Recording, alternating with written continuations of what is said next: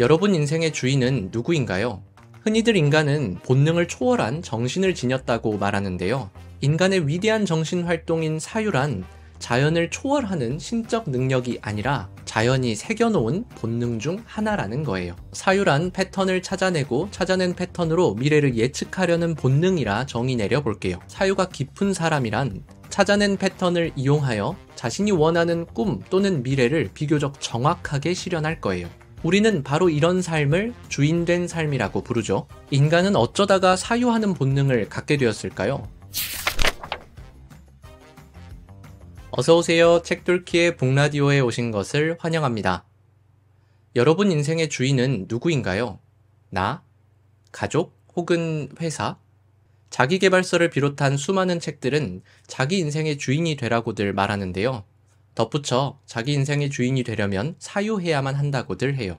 다시 말해 사유하는 정신이야말로 인생의 진짜 주인이라는 건데요.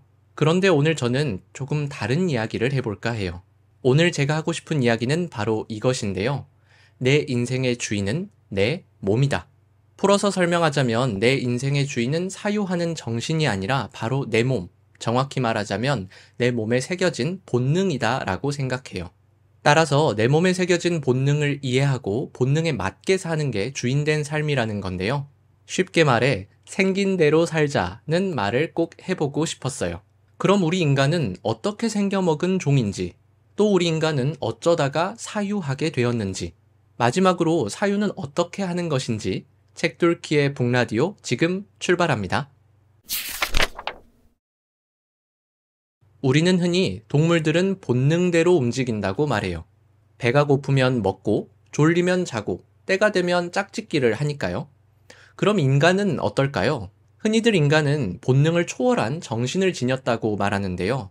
인간의 정신은 식욕, 수면욕, 성욕 등을 참고 조절할 수 있으니까요. 따라서 인간은 정신적 사유를 통해 본능을 초월한 신과 같은 종이라고 말하기도 하는데요.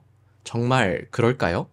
물리학자 브라이언 그린의 책 엔드 오브 타임에는 이런 메시지가 담겨 있어요. 인간은 자기 몸이라는 입자 배열에 새겨진 확률 패턴대로 움직인다. 우주는 인간의 자유의지와 상관없이 물리 법칙대로 움직인다. 다음으로 유시민 작가의 책 문과 남자의 과학 공부에는 이런 메시지가 담겨 있어요. 인간은 유전자의 생존 기계다. 인간은 다른 동물과 마찬가지로 유전자가 살아남기 위해 갈아타는 기계라는 이야기예요. 두 책의 메시지를 통해 질문에 답을 해볼게요. 우리 인간은 본능을 초월한 정신을 지니고 있을까요? 제 답은 아니요 인데요. 저는 우리 인간도 본능대로 움직이는 동물이라고 생각해요. 다시 말해 인간은 정신이 사유한 대로 움직이는 게 아니라 본능대로 사유하고 본능대로 움직이는 동물이라 말할 수 있어요. 인간의 위대한 정신 활동인 사유란 자연을 초월하는 신적 능력이 아니라 자연이 새겨놓은 본능 중 하나라는 거예요. 오늘 제 이야기는 사유도 본능이다 라는 문장에서 출발해요. 인간은 생겨먹기를 사유하도록 타고난 종이라는 말이기도 한데요. 아마 생각이 다른 분들도 많으실 거예요. 열린 마음으로 끝까지 한번 들어주시고 진솔한 이야기는 댓글로 꼭 남겨주세요. 사유란 무엇일까요? 사유가 무엇인지 정의 내리기 위해 엔드 오브 타임 속 한 구절을 읽어드릴게요. 인간이 다른 종을 제치고 먹이사슬의 최상위에 오를 수 있었던 이유 중 하나는 자연의 패턴에 매우 민감했기 때문이다. 우리는 만물의 연결 관계를 추적하고 우연을 가볍게 넘기지 않으며 규칙을 기억하고 중요도를 할당한다. 브라이언 그린은 인간에게 패턴을 찾아내고 찾아낸 패턴으로 미래를 예측하려는 본능을 가지고 있다고 말해요. 그리고 이 본능이 인간을 먹이사슬 최상위에 오르게 해주었다고 말하죠. 저는 이 본능이 바로 사유라고 생각해요. 따라서 사유란 패턴을 찾아내고 찾아낸 패턴으로 미래를 예측하려는 본능이라 정의 내려 볼게요. 그렇다면 사유가 깊은 사람이란 세상 속 다양한 패턴들을 알고 있을 거고요.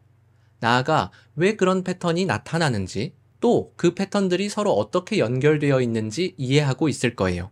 그리고 찾아낸 패턴을 이용하여 자신이 원하는 꿈 또는 미래를 비교적 정확하게 실현할 거예요. 우리는 바로 이런 삶을 주인된 삶이라고 부르죠. 인간은 어쩌다가 사유하는 본능을 갖게 되었을까요? 어째서 유독 인간은 가장 가까운 친척인 침팬지보다도 3배나 많은 뉴런을 갖게 되었을까요? 움직임의 뇌과학의 저자 캐롤라인 윌리엄스는 바로 움직임 때문이라고 답해요. 잠깐 멍게 이야기를 해볼게요. 멍게가 자신의 뇌를 먹는다는 이야기 들어보셨나요? 어린 멍게는 단순하지만 뇌도 있고 꼬리까지 이어지는 신경삭도 있다고 해요. 그런데 바다를 떠돌던 멍게가 바위에 한번 찰싹 붙고 나면 뇌를 비롯한 모든 신경계를 소화해버리고 더 이상 의사결정을 하지 않는다고 해요. 학자들은 이를 보고 두뇌는 움직이기 위해 진화한 것이구나 라는 추론을 했다는데요. 이와 관련된 움직임의 뇌과학 속 한 구절을 읽어드려 볼게요. 두뇌는 생각하기 위해 진화한 것이 아니라 우리를 움직이기 위해 진화했다.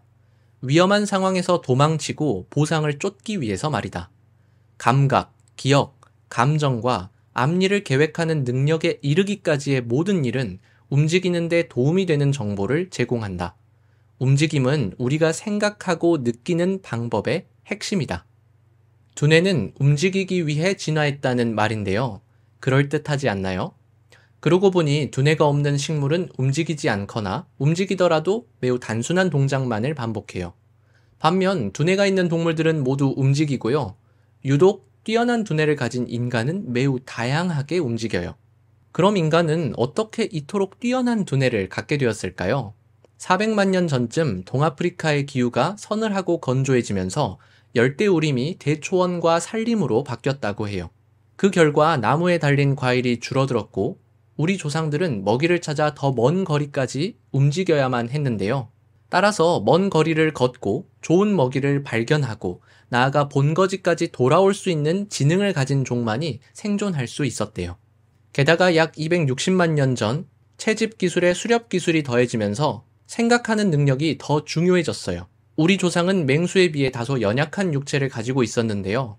따라서 우리 조상들은 먹이를 추적하고 허점을 찌르고 다음 움직임을 예측하는 한편 팀으로 움직이고 시간의 주의를 기울이고 위험에 대비하고 집으로 돌아오는 길을 기억해야만 했어요.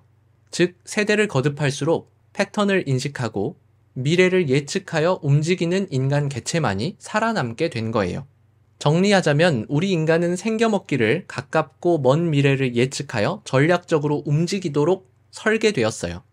따라서 누군가 우리 인간은 언제 가장 잘 사유하나요? 라고 묻는다면 움직일 때 라고 답할 수 있어요.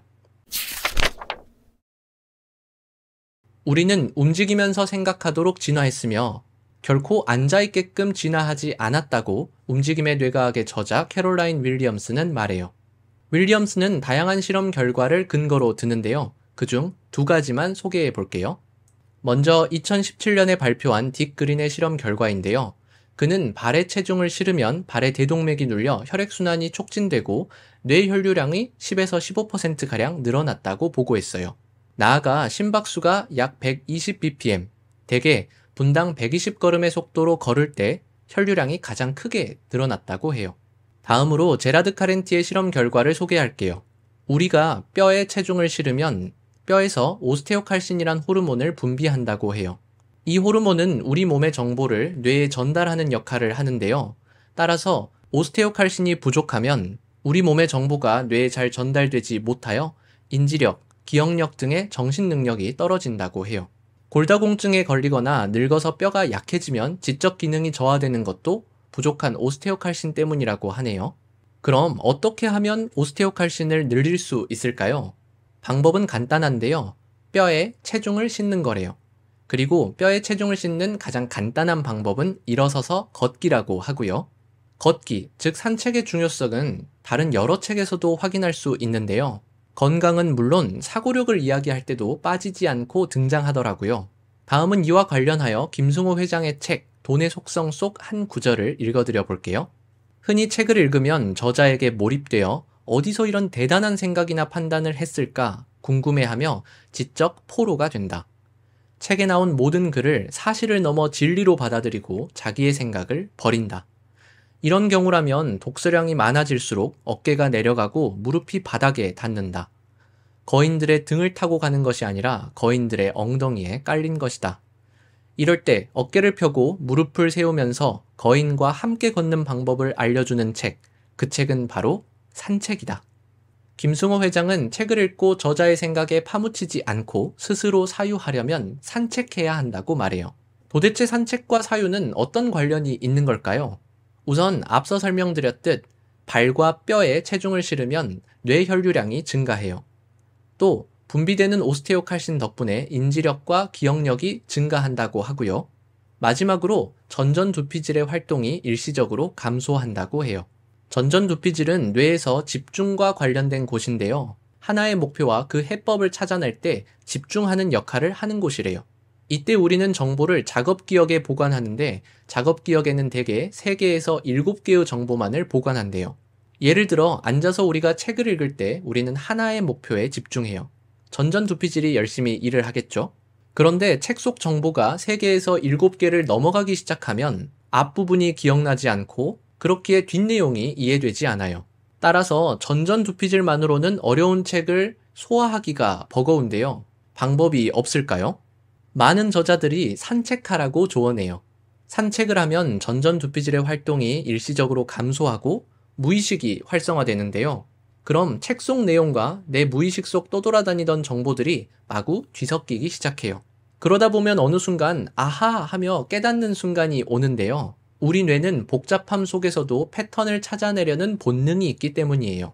그리고 우리는 생겨먹기를 움직이면서 사유하도록 타고난 종이기 때문이에요. 오늘 이야기를 간단히 정리해 볼게요. 우리 인간은 다른 동물과 마찬가지로 본능대로 움직여요. 심지어 사유라는 정신활동도 진화가 우리에게 새겨놓은 본능 중 하나예요. 사유란 패턴을 찾아내고 찾아낸 패턴으로 미래를 예측하려는 본능인데요. 우리 인간은 채집, 특히 수렵을 시작하면서 사유하는 본능을 얻게 되었어요. 다시 말해 우리 인간은 움직이기 위해 사유하기 시작했어요.